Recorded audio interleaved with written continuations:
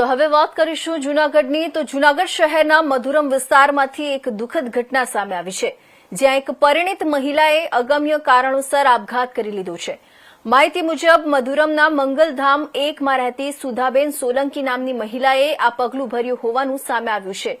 જણાવાય છે કે તેમણે થોડા સમય પહેલા સરકારી હોસ્પિટલમાંથી રાજીનામું આપ્યું હતું, ત્યારબાદ આ ઘટના બની છે।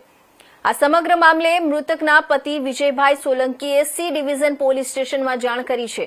ઘટનાની માહિતી મળતા પોલીસ તાત્કાલિક સ્થળ પર પહોંચી અને તપાસ હાથ ધરી છે। હાલ પોલીસ દ્વારા આપઘાત પાછળના કારણોની તપાસ કરવામાં આવી રહી છે અને આગળની કાર્યવાહી ચાલુ છે।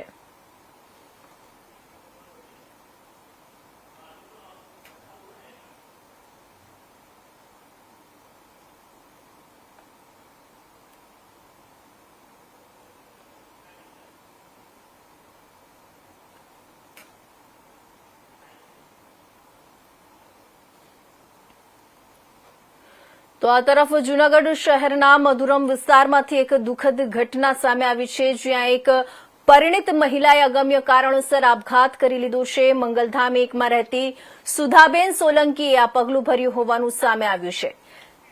ઘટનાને પગલે સમગ્ર વિસ્તારમાં ચકચાર મચી ગઈ છે।